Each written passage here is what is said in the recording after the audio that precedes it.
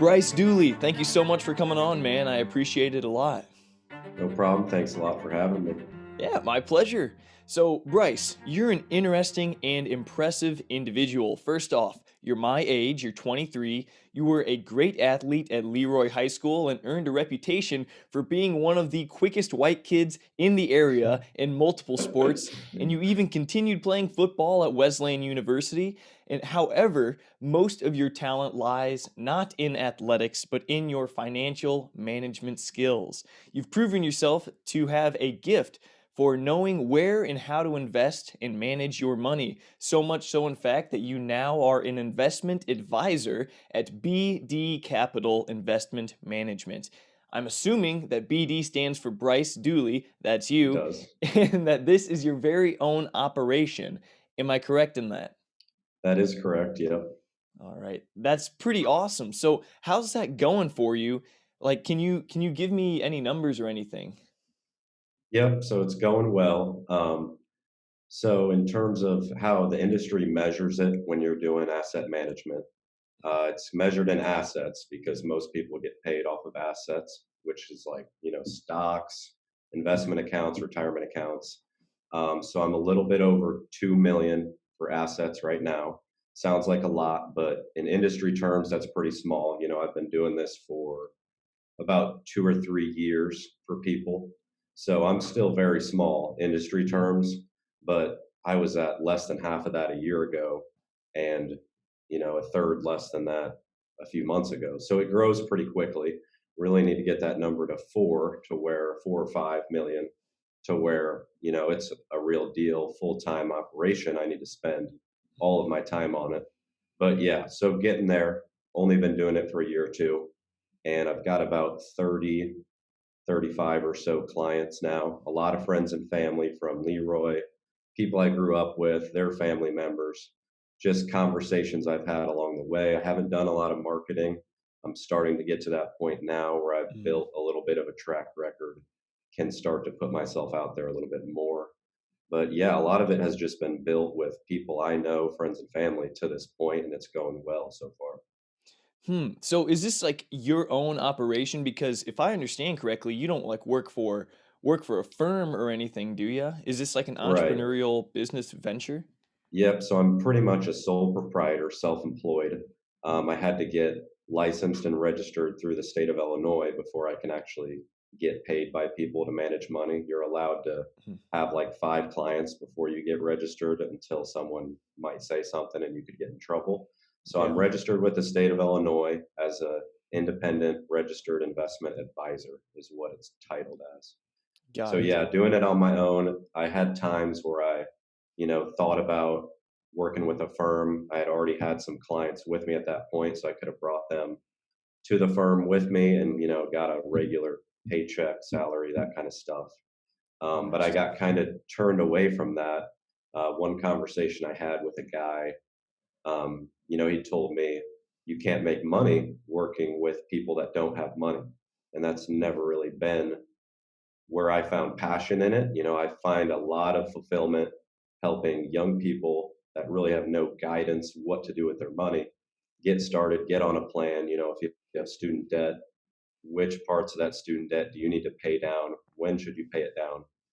Should you start building assets like a retirement account, that kind of thing? When do you do all Mhm. that stuff? So when I was looking at going to work for a company, and I'm not going to say the firm name, but I Sure. really got pushed away by them just from that one perspective of, we don't work with people that don't have money because you can't make money.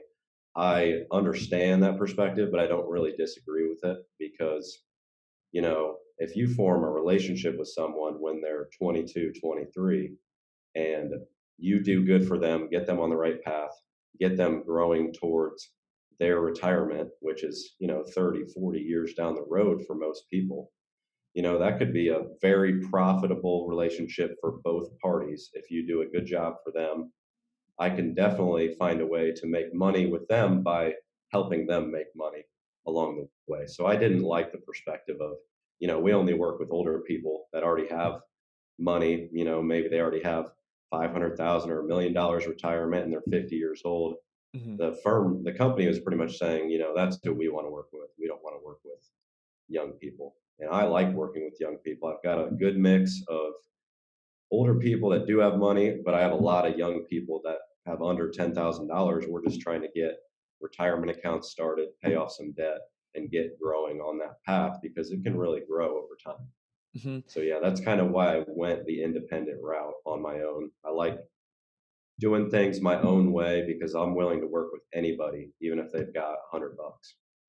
I like that. That's pretty cool. And before we go on, I kind of want to backtrack just a little bit because you're a registered investment advisor, but you don't just advise. People give you their money and you take it, you do something with it, and then you give them back more money than they initially gave you in the Right. first place. At least that's my understanding of all this. But you tell me in your words, what is it exactly that you do for your clients? We'll just use an example of somebody that, say, just graduated, they're going to start a new job, they're making a lot of money, then from their perspective, it's a lot more money than they've ever made, and they don't know what to do with it all. Mhm. So, first, what we do is, we set up an account. For someone that age, it's probably going to be a Roth IRA. That's a retirement account that is tax free. The government encourages people to save and invest for retirement so they don't tax you on that account. Mhm. So they will put money into a Roth IRA, and it could be any amount, but the max contribution for any year is $6,000. So say someone put $6,000 in their first year when they're 23 years old. They're making money for the first time. They're starting to build their assets for retirement. So that money will go into the account. It's the client's account. It's all their money. I don't have authorization to do anything with it or spend it or take it out. That's all up to them. What all I do is I choose where the money is invested. I spend a lot of my time doing research on companies, just trying to understand businesses and the direction of certain investments and trends in the economy, that kind of stuff. A lot of time just researching and understanding businesses. And that's how I kind of form conclusions on, where do we want to invest our money? For example, something like Apple stock. Everybody knows Apple's a great company. Mhm. Tons of people have iPhones. It's a growing business. The whole world is moving digital, and a lot of e-commerce is done on mobile phones now. So that's just a broad, simple example. Something like Apple stock, something I've done a lot of research on. Feel like I understand that business pretty well, and that's an example of what I might put a client's money into is Mhm. Apple stock, something like that. That's going to grow over the long term, help people reach retirement by building assets that grow. Like you said, your clients are they vary in age, presumably. They probably have different goals. When I think of someone who's planning for retirement, I think of a financial planner. You're a financial Yeah, advisor. Do some people yeah. ask you, like, hey, help me to make money in 20 years type of thing? And do some people want you to help them make money quick? And are you Yeah. investing their money? Is your primary function to take their money and invest it in the stock market, or are there other things that you invest in? So as of now, and I probably expect that this to continue, I only do stocks in the stock market. So I really, if someone came to me and said, I want to make some money right now, or I want you to tell me I can make X amount or X percentage return between now and 6 months from now, I would probably I'd probably turn them away and say, I Mhm. can't do that for you. I think that's really hard to do. So I completely focus on, minimum 5 years down the road, preferably 10 to 20 or longer, really a retirement focused long term growth strategy. Other than that, I really would probably tell someone I'm not fit for them to make quick money. It's not Yeah. really my goal. It seems like the long-term game, playing the long-term game is pretty much the right idea in any facet of life. I mean, Yeah, rarely ever are I've you going to get immediate returns with anything, and that's the right. case in investing as well. I remember Yeah, I've got Warren, oh, go ahead. a good stat for you on that. Let's hear it. Over every 20-year span in past history, the stock market has never had a negative return. So no one's ever lost money investing over the stock market as long as they stuck with it for a 20-year period. So it's when you're looking long term, it's almost a guarantee that you will make money in the stock market, but you've got to ride it out pretty much and stick Hmm. with it. Well, you say make money in the stock market. It depends on what you invest in, right? It does, yeah. There's ways you can invest to where you just get broad, diversified exposure to the entire market. And that kind of gets a little more complicated. You have to delve into some things, but there are ways that you can just set yourself up to be exposed to everything. So, there's going to be winners, there's going to be losers along the way in the stock market. Some companies do great, some will go bankrupt, but you can invest in ways to get exposed to all of it. So you'll catch some of the Apples, the Amazons, you'll get the upside from those, and then you'll get some losers. But in the end, the net result is going to be positive over long periods of time. Walk me through what that experience is like for a client that comes to you and says, I don't know what to do with my money. All I know is I want to make a little more of it and I'm not very good with it. Maybe I don't have time. You're the guy with the brains. What happens the moment I call you up and you say, okay, I can help you? Yep. So, first thing I like to look at for someone, I give them a budget that says, this is what I'm bringing in each month after tax. And this is what I can make just from side gigs, any other side income I can pull in. So, we identify like, what is your income each month? And then you go through all your expenses and you try to say, over the course of the year, how much am I spending on my housing, my groceries, my entertainment, fun, going out, getting drinks, all that stuff. You're trying to identify everywhere your money's going so that there's no slippage in there where at the end of the month you're like, I feel like I made a decent amount of money, but where did it all go? Hmm. I can't hold on to any of it. The idea is you need to work hard, earn money any way you can, but you also have to have some frugality in saying, maybe I need to hold back a little bit in this area. I'm going overboard. Say, if you buy a new car, and you have to finance that, you've got big monthly payments. Maybe instead of doing that, you look at buying a 3-year-old used car, saves you a lot of money month to month on payments, and now you're keeping some more of your dollars at the end of the month, Hmm. and then you can invest that money. That's going to make you more money long term because when you're building assets, that money is kind of working for you. Hmm. Those assets earn money and they grow over time without you having to really do anything. Hmm. So that's where we start, is just kind of looking at your financial picture, where your money's going, and can you hold on to any of it at the end of the month to be able to invest that. So once we identify that, then we start looking at, if you just graduated, do you have student debt, and what are the interest rates on that debt? Because if you've got higher interest rates on your student debt, that's probably your first priority to get rid of that because it's costing you a lot of money. So Hmm. then once we identify the debt issue, that's usually the first thing you want to take care of. Then you can look at, okay, do I have some money left over to start building these retirement assets when I'm 22? Because with compound interest, a lot of people say that it's all about starting young and starting early. Because if you give your money 20 to 30 to 40 years to grow steadily at solid long-term growth returns, the stock market, usually averages 8 to 10% return per year. And if you stack that up year after year after year over time, your growth and your interest is growing on top of itself year after year. So over the Hmm. long term, it just adds up to a ton of money. So the goal really is to try to help people understand, what building assets at this age can do for them long term and how it can help them reach retirement at maybe even possibly an early age if they start young enough, Hmm. and just helping them grasp that idea, because not a lot of people, I don't think at least, that I talk to or have conversations with even really believe that there's an opportunity for them with the right mindset, understanding, and plan of action to retire on time or early, even though, it's very possible. And I've got a good example of a kid that I work with. He, right now, he's 21. I can't give names and stuff because of confidentiality and all that. But, Hmm. he had to pay his entire way through school. He just graduated from ISU, Illinois State, and he had to pay all his bills through school, housing. He didn't live at home. He lived at an apartment, all that.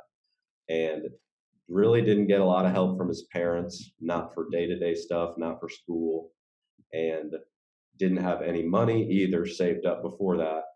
He just graduated. We've got him with $20,000 in a Roth IRA started, and now he's working on paying off some student debt as well. He's got good interest rates on his debt, so it's not first priority to pay that off. But that's just a great example of someone I think that, they started with pretty much the same thing that any average person would start with.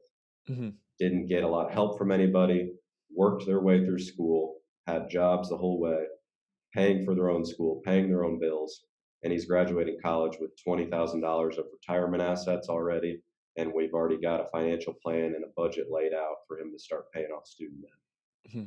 So it's examples like that. That's kind of like why I'm doing it. I think that's Mhm. just it's I get a lot of fulfillment getting people on that path because I know where he's going to end up is going to be miles of difference from where he would have if he was just going through it blind. Mhm. Playing the long game, doing the right things now, even though they might kind of be inconvenient to you, to really reap the rewards later on. I like that. It's a Yep. sound philosophy of life and for finances, for that matter. So you obviously know your stuff when it comes to finances. I'm a novice. I mean, and that's stretching it when it comes to finances. I read a book by Dave Ramsey called The Total Money Makeover. And that's pretty much the extent of my knowledge when it comes to this type of stuff. So it sounds like you also help people to manage their money. You said that they come to you, they talk Right. about where all their money goes during a month or year, how much money they bring in, all that good stuff. What do you think the main money sucker is, or the main money suckers are for people our age and just people in general? Where's their money?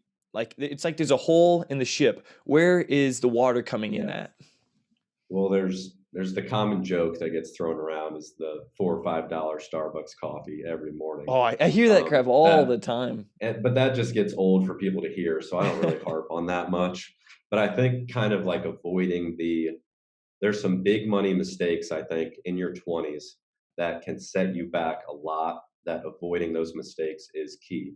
Something like I already mentioned, new cars. When you Yeah. buy a new car, it's going to lose, I don't know, a third of its value in the first year after you drive it off the lot. It's like the most Whereas if quickly depreciating asset, isn't it? Yep. Yep. So when you're talking assets and you're trying to build your assets that will grow you towards retirement, that's about the worst one that you could acquire. Bryce, real quick, what is an asset for dum-dums like me? Spell it clearly. What's an Yep. asset? So an asset really is anything that has a value. You could sell it, buy it from someone else. The value, is determined in different ways by different people. A new car, the value of that is it looks nice, you can drive it around, that kind of thing. That's an asset because people like new cars that look nice that you can drive around. But on the other spectrum, there are assets that actually earn money for you. That's unlike a new car. Asset like a stock. When you own a stock, Mm. you actually own a piece of a company. If you own a share of Apple stock, you actually share in the profits that Apple makes when they sell iPhones, when they sell iPads. A share actually gives you legal entitlement to owning a share of Apple, a part of Apple's business.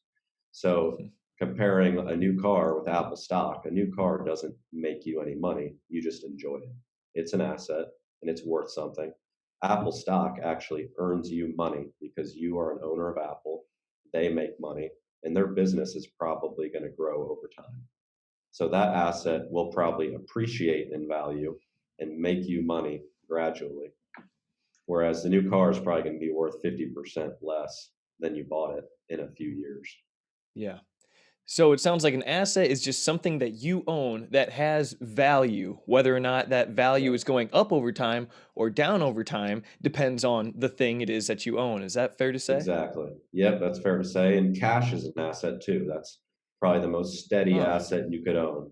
It's not going to lose its value much, over Oh, you time. say that right now, but I know I wasn't going to go there because then we're kind of getting off topic, but yeah, Mhm. a lot of people understand inflation and what it does to cash. So cash is a pretty steady asset, but it's also not a guarantee over time.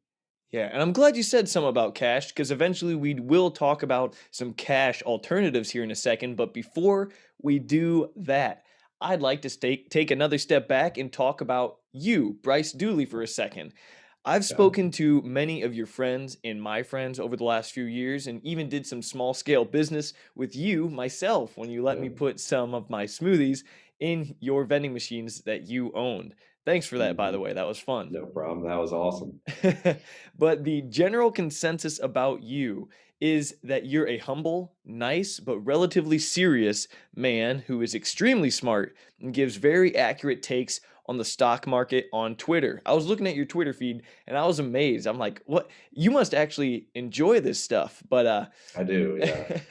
I'm kind of a finance nerd, to be honest. I love it, dude. That means you're interested in it. And it's like, I would Yeah. much rather go to a financial advisor who enjoys financial advising rather than going to someone that just hates what they're doing. Like, you're passionate Mhm. about it, and that's obvious. Right. And so, I mean, is that basically you in a nutshell? Also, Brock Honegger, a friend of mine, also said to mention that one thing you suck at, though, is fantasy football. But, Oh, anyways, I won my league last year, so I don't know what he's talking about. dude, He I was should in it have. too, I think. I don't know why you said that then. That makes no sense. I He's shouldn't probably have. just messing with me. That's funny. Anyways, would you say that that's basically you in a nutshell? You're interested in the stock market. You're a smart guy. You're humble, maybe even a little quiet, but serious guy who's trustworthy. All that stuff. Is that basically you? And if there's more to add there, what would you add? Probably, and yeah, that's probably a reason that I haven't done a lot of marketing yet because, I don't wanna try to sell people something that, I can't really prove yet. I've got a 3-year track record working with other people's money, and Mm, it's good so far. But you really need several years to show people I've been doing this and I'm doing a good job.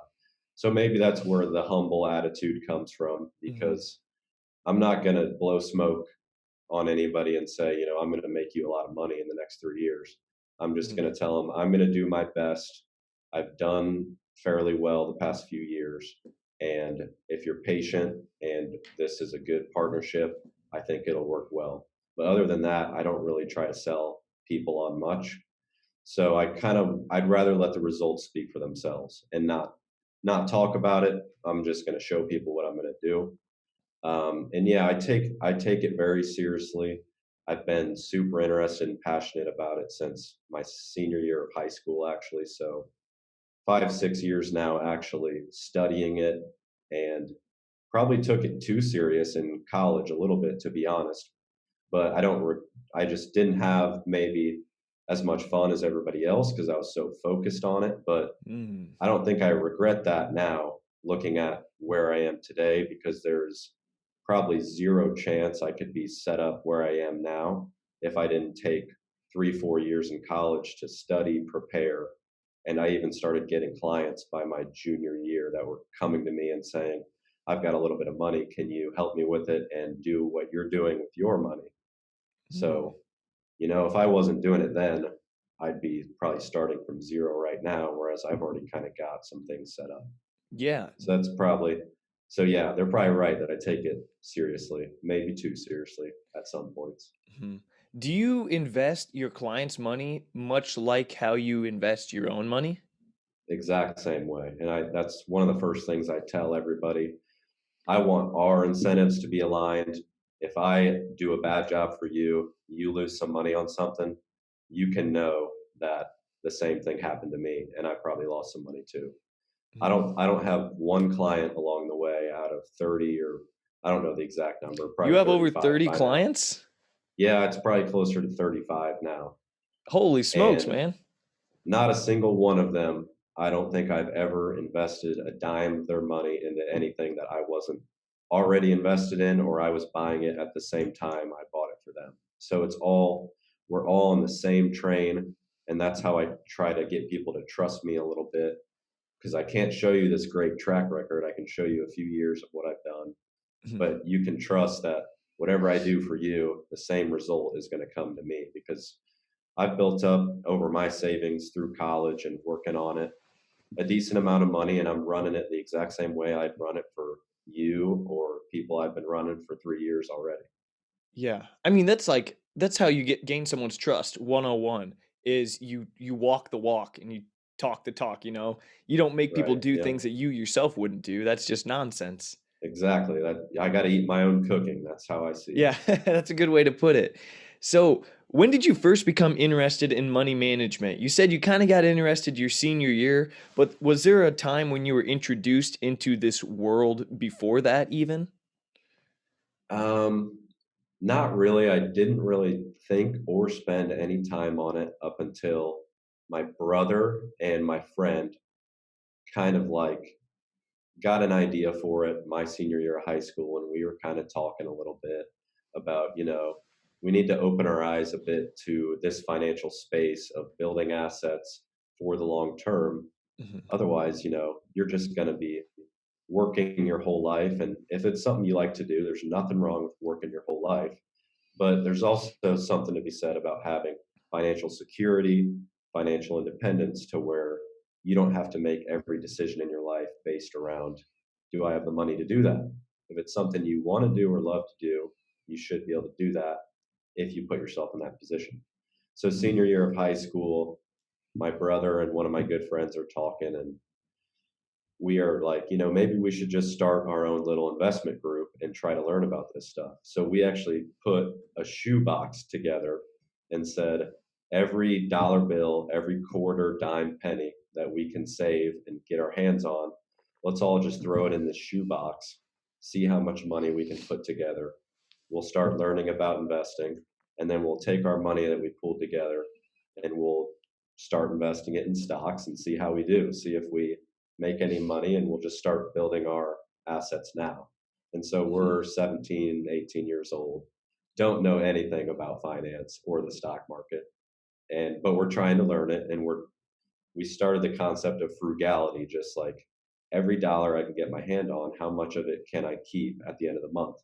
And so we're throwing it in this shoebox and we're starting to build up some money and working with it in the market. And that's when it all just kind of it just piqued my interest a lot. So I just went really deep into it and kept studying it, learning from other people's work, and trying to just build knowledge in general.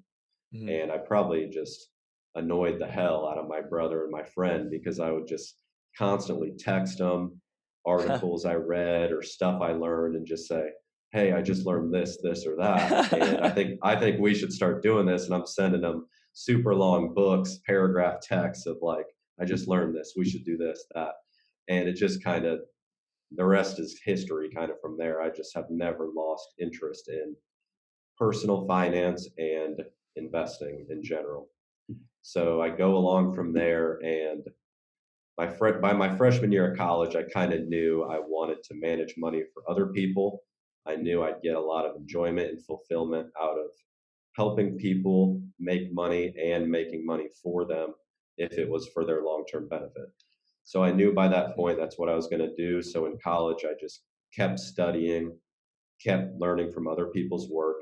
And I had some money saved up at that point. So I started really practicing with my own money, Mhm. making some mistakes along the way, learned a lot that way, but I had some success too. So I knew, maybe this could work because I'm having a little bit of success. So I just kept working on it through college. And by my junior year of college, another friend came up to me, which was my first client, and asked, I've got some money saved up that was supposed to get me through college, and I'm not going to need it all. So will you invest this for me and manage this for me?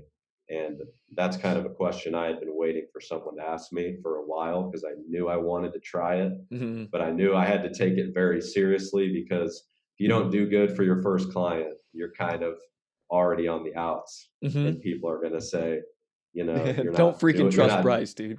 yeah, you're not doing very good, but it's gone much better than I would have guessed from the start with my first client. So that Mhm. was junior year of college, and then senior year, some more people came up to me, and then I was starting to get to the limit of people you can work with without being registered. Mhm. So my last semester of college during football season, I studied and took my exam with the state to make it all official. And then by April of last year, 2020, officially got registered through the state. And, at that time was the middle of coronavirus lockdown and the stock market was down 30%. So I was like, Mhm. holy cow, the market is in a terrible spot. I'm starting super small, but I love it. And am I sure I want to go the independent route, or should I talk with a company about bringing some of my clients in Hmm. and see what they can offer? And that right there is when I had the conversation with a manager at the company I was talking with about, we don't work with younger people that don't have money because we can't make money off that. So right then and there, I kind of made my decision. I think I can make this work on my own. It'll just take a few years to scale up. But I think if I do a good job for people, act with integrity, and I know these people trust me, I think I'll make it work. So I went that route. I'm growing quicker than I expected. And I think in a year or two, I should be at a spot where, it's a full-time gig. I can make enough money. I love it. And I can spend all my time on it if I want to. That is awesome, man. I love that you turned down a bigger firm because they wouldn't help younger kids, maybe with less money. Something I've heard, and I'm going to go to something after this, but something that I've heard about going to an independent person like yourself versus a firm is that those firms can be owned by a big bank, an insurance Yeah. corporation, or a bigger financial firm of some sort. And therefore, they're hired advisors might be incentivized to invest their clients' money in a way that actually benefits the big bank, the governing body, the owners of them, rather than benefiting the client themselves. Whereas for you, your gains are going to come from maximally benefiting your client, right? So is that a Yep. reason why people should probably go to independent people like yourself? That's definitely a reason I chose the independent route, because Mhm. I don't want to be at a company and try to sell people something that I don't personally believe in Mhm. just to make me money and the company money. Just like you said, you're exactly right. At some of these bigger firms, banks, or just affiliates of banks where they're doing the investment advising, they're putting money, their clients' money into their company's own products, even if it might not be in the best interest, like you said. And there's a lot of fees associated with that. There's a lot of just, flipping clients' money around, moving it around, a lot of, they call it churn in the industry, and it generates a lot of fees, just moving people's money Oof. around without an actual goal of, is this the best interest for the client to maximize their money for the long term. Mhm. So that's definitely a top point that I thought of when I said, am I going to be able to sit at a company and sell people stuff that I actually don't think is good for their money? Whereas if I do this on my own, I've got freedom to go wherever I want and put their money wherever I think it is best. And I'm doing the same thing with my own money. So it makes so much more sense to me, for other people to do it that way. And it's cheaper too. My fees are pretty competitive on probably the lower end of what you can find for asset management that I do.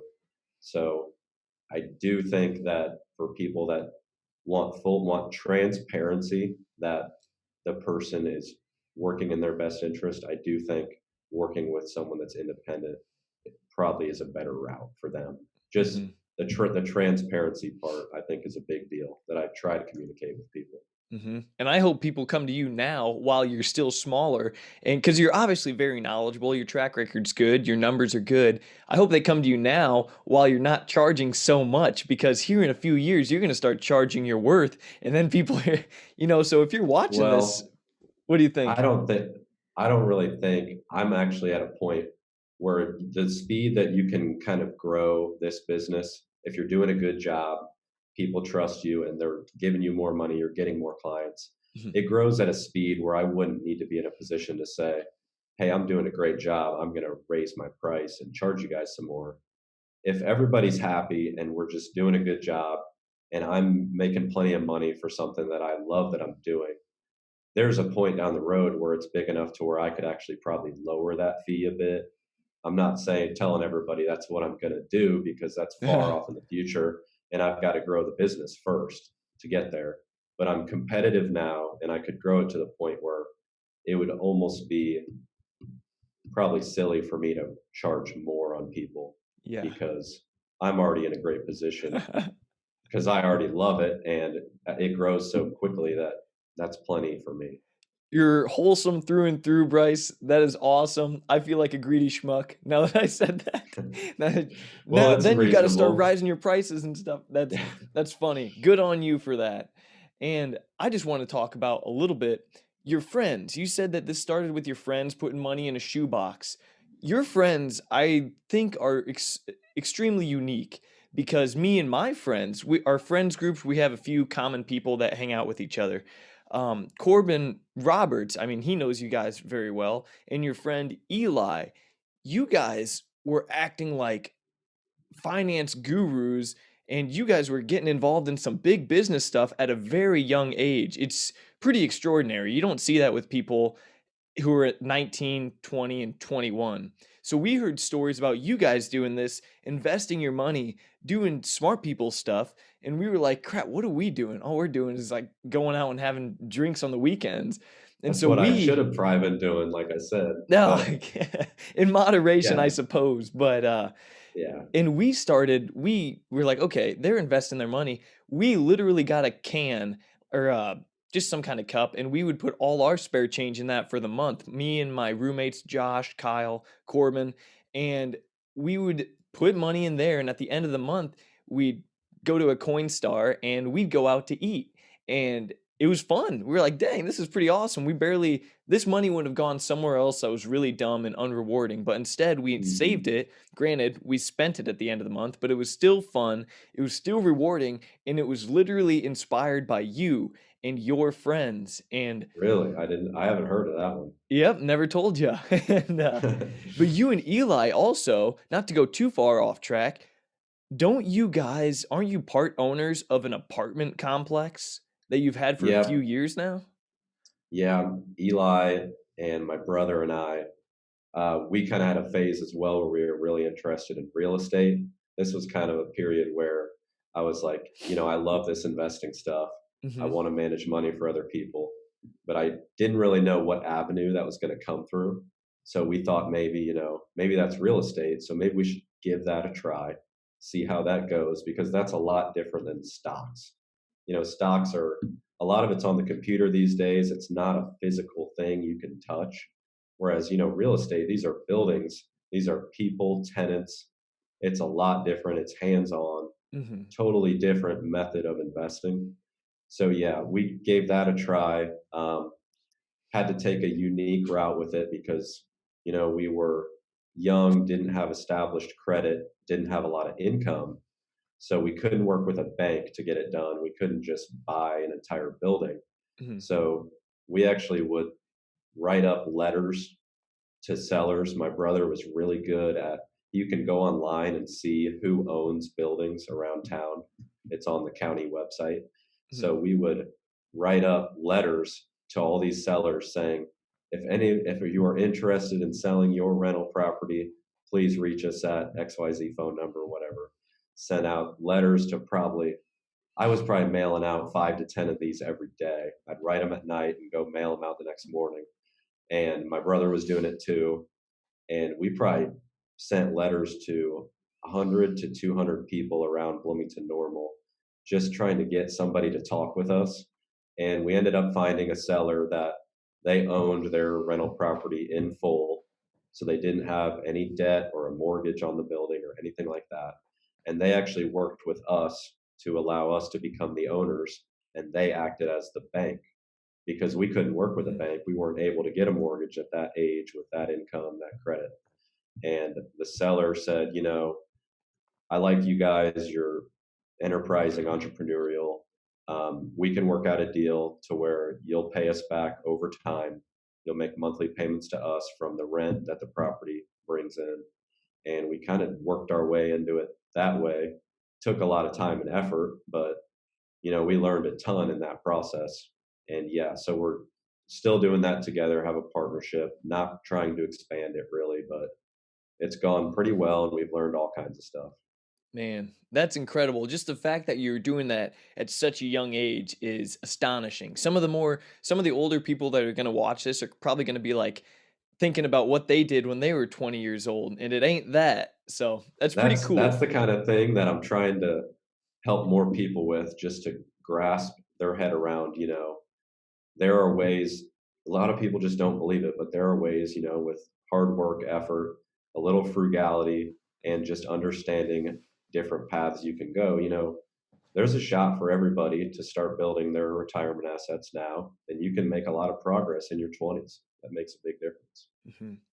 So when it comes to your individual day-to-day life, your I guess maybe your monthly life or something, do you have any financial habits that you implement in your own life that really serve your wallet well? Whether that's when you make a little money with this, or you have a little left over here, you do XYZ with it. Are there any habits like that that you have? Um, One habit that I've really been trying to push onto my clients now is every time you come into some extra money, like just unexpected money, say your graduation and grandma sends you 200 bucks a check in a card to you for graduation, or your birthday comes around and people that don't know what gift to get you will just give you $20 bills or Mhm, $50 bills, that kind of stuff.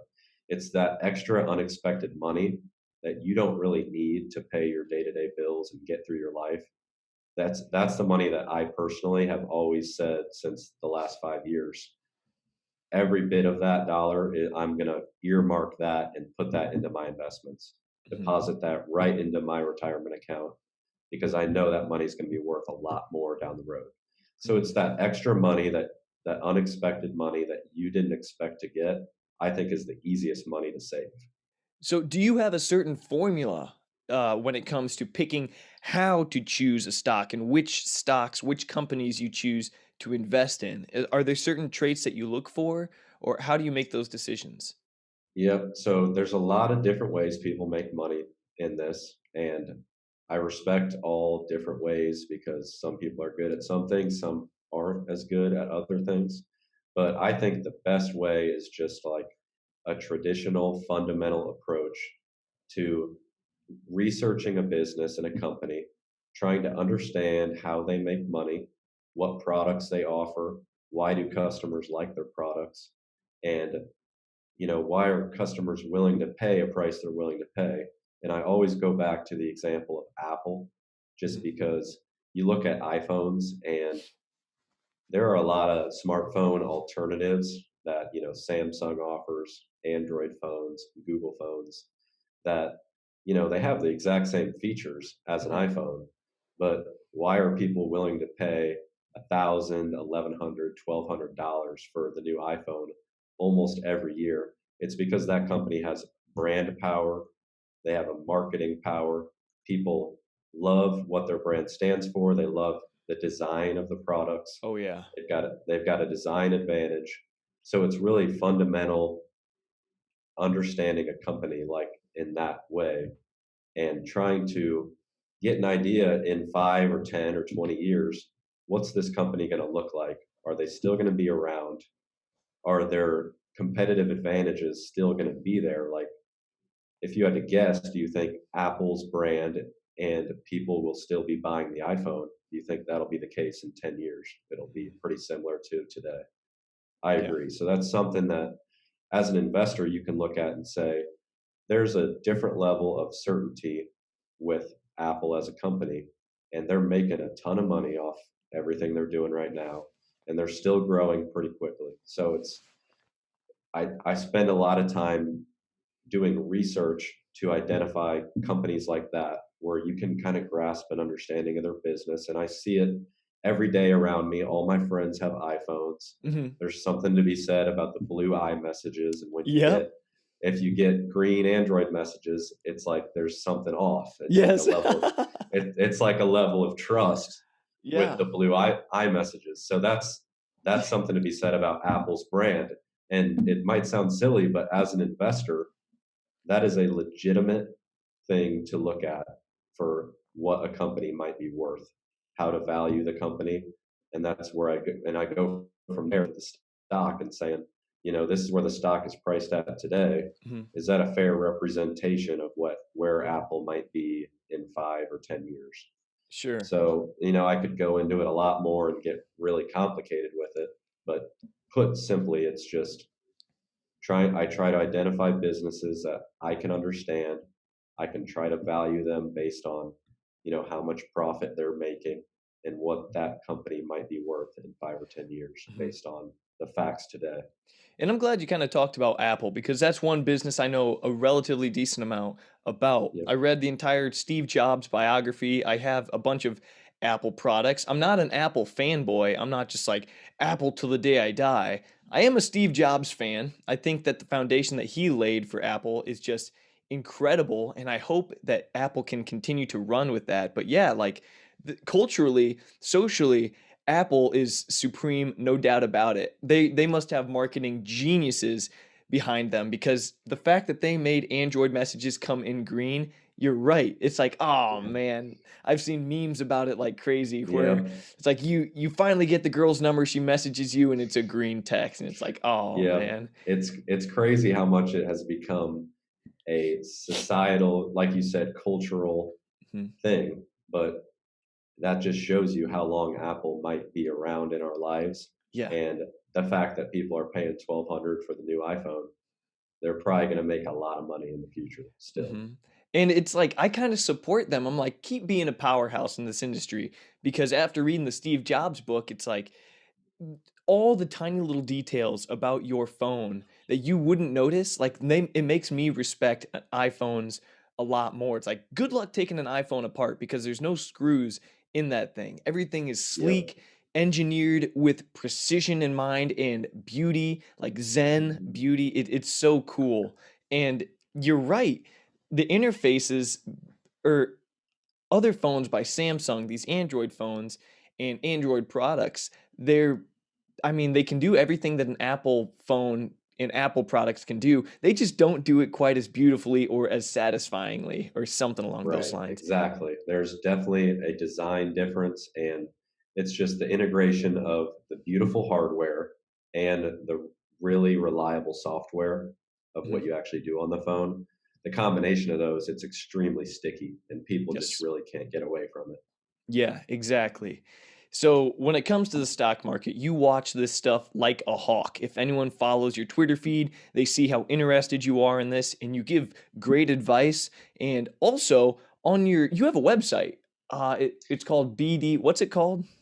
It's I think it's just BD Capital, and it's a WordPress kind of like a blog site. Yes. I really need to I'm probably going to work on it this summer. I really need to develop out a more thorough website that Uh-huh. kind of details some of the stuff we've been talking about, just about what I offer. But I'm still working every day on what I actually offer Mhm. and just tailoring it to what I see of what people need. I've really Yes. just recently kind of taken the idea of, these 23-year-olds don't sit down with a financial advisor once they start their new job, Mhm. and they're just kind of going blind with what they need to do with their money. So I've just recently kind of ran with that idea as I can really help people there start there and then build a solid long-term relationship with their asset management from there. Mhm. So I'll get around to making a more thorough website. But yeah, like you said, I do have a blog where I've posted a lot of company research that I've posted out on Facebook over the years just Yeah. to try to get a little bit of exposure. But yeah, The a lot website's of research on actually there. the website's actually called BD Capital One, number one, dot WordPress.com. So yeah, eventually once this thing gets rolling a little more, I'm sure it'll come down to like just bdcapital.com or something. But Right. Yep. the content and the quality of the website are very good. I was reading it last night. I was reading pages of what you had, and the stuff you're saying is eloquently written. It's very informative, and really what it is it's your opinions on the stock market, on different companies, where maybe you could consider investing, where you might want to drop out of and stuff. So it's very obvious that you watch this stuff like a hawk, like I said. So I want to ask, what's maybe one company that we should watch to look for it to rise in the near future, or maybe some industries that we think will go that you think will go down in the near future? Just a little advice for us that are putting some money in the stock market using apps like Robinhood. What can we watch to do some moving here in the near future? Yep. So yeah, so kind of like I detailed before, everything I do is long-term oriented. Hmm. So there's a lot of people I know that use Robinhood that are into a lot of the more short-term stuff with cryptocurrency and all that. So I just Yeah. want to say up front, disclosure, like anything I recommend, I can't guarantee you that you're going to do well unless you're planning to hold on to that for several years, probably. Mhm. So, but yeah, that question would be a lot easier to answer a year ago or 6 months ago because, in general, the stock market has gone up a lot in the past year. It's done very well. So it's harder for me to identify stuff that I think looks like a good deal because, the idea is to buy stuff when it's low, when it's cheap.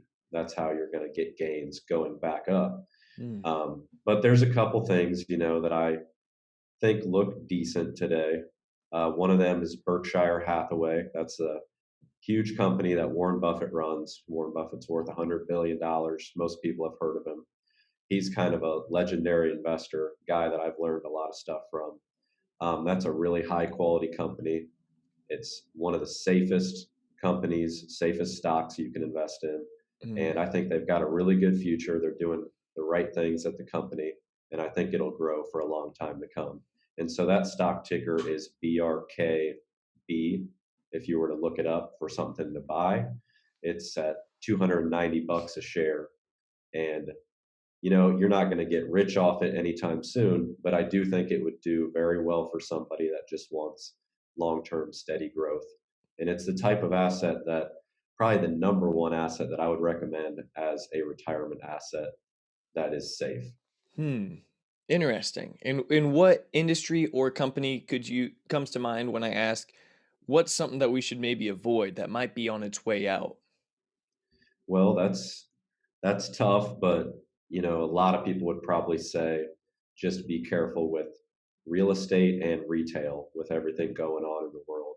Hmm. It's kind of yet to be seen how much of this digital shift from coronavirus lockdown and all that is going to stick, the work from home. I'm guessing a lot of it's probably going to stick. And that's another reason you go back to Apple. That's a huge tailwind for them. Hmm. Everybody's on their computers and phones all day long now. But yeah, got to be careful with retail, restaurants, kind of all the stuff that we did before COVID, but now we don't do so much. You just kind of wonder how much of that's going to come back after Mhm. after it's all said and done. And travel related stuff, airlines, that kind of thing. It's going to be interesting. A lot of uncertainty though. In general, you want to try to avoid uncertainty when you're investing. Mhm. Well, Bryce, I can't have this conversation with you without at least mentioning cryptocurrency. I have yet to figure out your thoughts on that, but cryptocurrency is, I mean, it's all the rage right now. This week, I'll probably post this video in a few days. It's May 20th now. And this week, Bitcoin cryptocurrency has taken a wild dive, but it's still a fascinating form of currency nonetheless because, I mean, it's completely digital. There's no central authority or governing body. It's nearly globally accepted. So it could be the currency of the future, which is cool. And there also is a finite amount of it to be mined. So that kind of protects from inflation and other things. I mean, you could maybe assume that its value will continue to go up since there's a finite amount of it. You can't print more of it. Anyways, I just want to get your thoughts on Bitcoin because it is highly volatile. Um, would you ever invest any of your clients' money in that? One, no, I could probably never invest their clients' money unless there was a big change, just Mhm. because, well, I'll get into that. But if you ask my friends if you should ask me about cryptocurrency, they'd probably say no, Mm. because a lot of people ask about it and it's not really something I can get into. Not to be, I mean, it's a great question and not to just give you a shallow answer, but um, it's such a new thing and it's so uncertain about where that's going to go. I'm sure cryptocurrency will have some role in the future and it's going Mhm. to work out in some way or have some form of value for people. But in terms of an investment asset, um, it's very hard to determine what is the value of Bitcoin. One, with how volatile it is and just rapid swings week by week, day by day. It's down, I think, 50% from its high just a few weeks ago, maybe a month ago. So in terms of it being a medium of exchange. If people say, Bitcoin is going to replace the US dollar as what we all use to transact, well, it's going to take some something's going to need to happen for it to just relax a bit, become steady. Because how are you going to pay for stuff with something that's worth 50% less 3 weeks later? What if you needed to go and buy coffee with your, usually you'd use your US dollars, now you're trying to use Bitcoin, and now today it buys 50% less coffee than it did Yeah. like 3 weeks ago. So in terms of it being a widely adopted medium of exchange like the US dollar is, I think it's going to really have to become a lot more steady before that Yeah. happens. But other than that, I don't try to act like I know everything about everything. That's something where I would say there are people a lot smarter than me that know a lot more about cryptocurrency. And in general, I just try to stay away from it, to be honest, because Hmm. I can't put people's money in it. Right. You don't have any money in Dogecoin then or anything? I've actually never bought a single share or put a single dime into any cryptocurrency. Oh, wow. Well, Yeah. interesting. And would you advise people to kind of stay away from at least Dogecoin? I'm sure you know Yeah, about Dogecoin and stuff. the fact that it was created as a joke kind of Yeah. makes it, you just got to kind of identify a difference between gambling and investing. If you want to go to the casino and gamble some money and hope you hit it big, there's nothing wrong with that. I just hope people understand that that's kind of what they're doing when they're buying a cryptocurrency that was created as a joke and hoping to make it rich off that. You're pretty much just either betting on sports or going to the casino. It's very similar. Yeah. Well, Bryce, we're about ready to wrap this conversation up. It's been extremely informative. I've enjoyed it a lot. You're a great guest.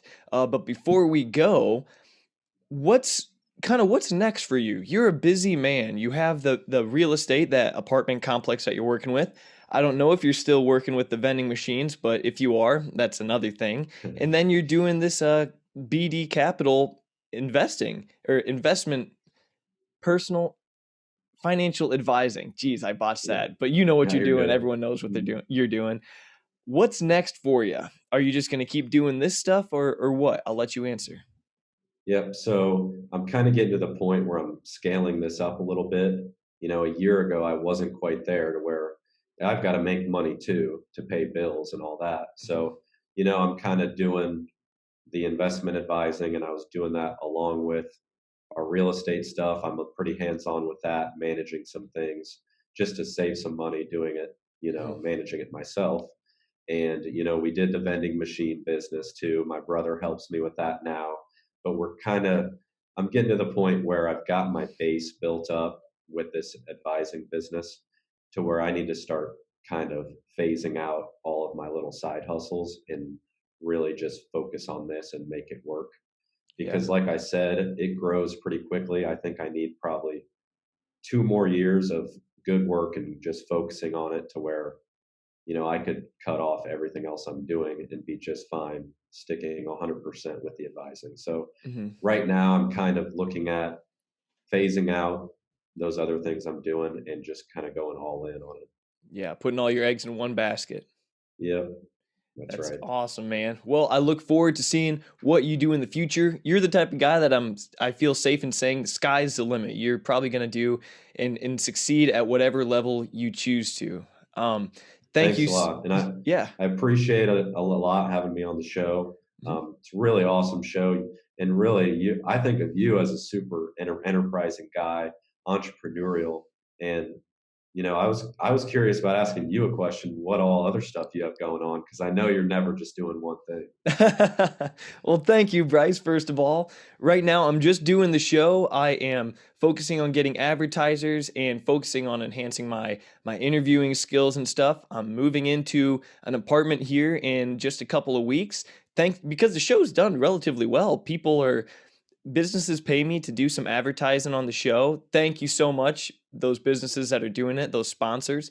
And it's allowed me to move into an apartment and set up an actual studio so I don't have to keep chasing people around and doing interviews at their homes and stuff. They can come to me in a nice place with a nice setup and we can start pumping out more episodes. And In addition to that, I'm also the assistant wrestling coach here at Prairie Central, which is just a dream come true. I freaking love Yeah, that.